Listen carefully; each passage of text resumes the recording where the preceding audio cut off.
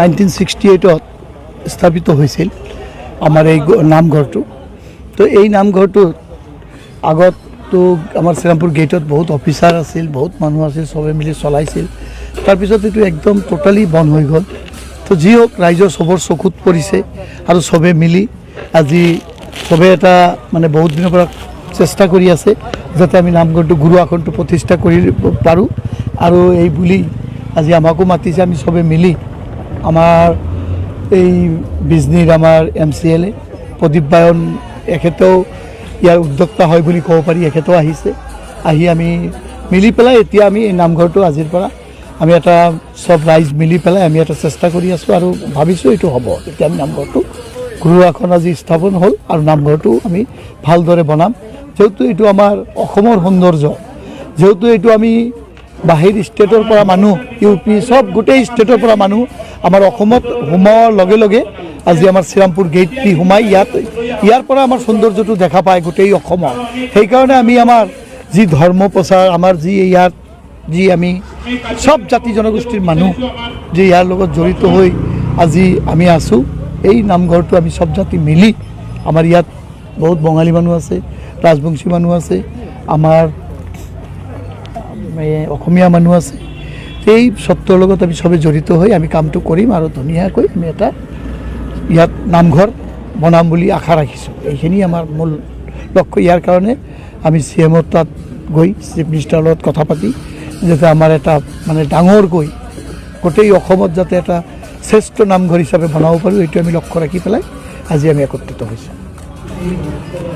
জয় গুৰু শংকৰ।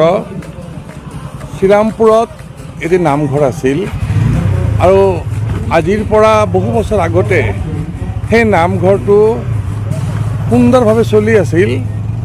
তেতিয়া শ্ৰীৰামপুৰত অসমৰ বাহিৰৰ বিভিন্ন মানুহ আহি শ্ৰীৰামপুৰত বাস কৰিছিল আৰু তেওঁলোকৰ উদ্যোগত ইয়াৰ স্থানীয় ৰাইজৰ সহযোগত নামঘৰ প্ৰতিষ্ঠা হৈছিল।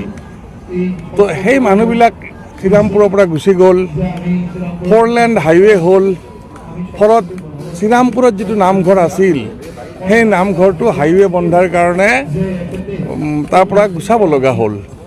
অসম চৰকাৰে শ্ৰীৰামপুৰ নামঘৰৰ বাবে 2 বিঘা মাটি দিলে আৰু ক্ষতিপূৰণ হিচাপে 4 লাখ টকাও দিছিল বুলি আমি শুনিছোঁ।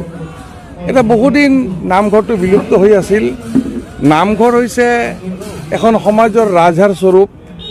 নামঘৰে মানুহক সংস্কাৰী কৰে, সকলো জাতি ধৰ্মৰ সকলো শ্ৰেণীৰ গোষ্ঠীৰ মানুহক নামঘৰে সুন্দৰ আদৰ্শ দেখুৱায় আৰু আধ্যাত্মিক দৰ্শনৰ প্ৰতি মানুহক আকৰ্ষিত কৰে।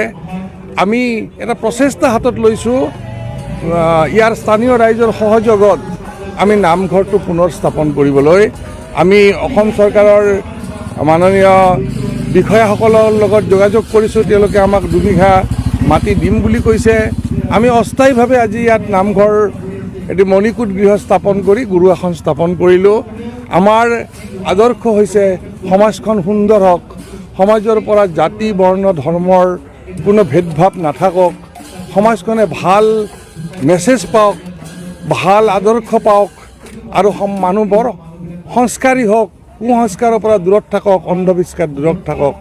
এই আমাৰ প্ৰচেষ্টা।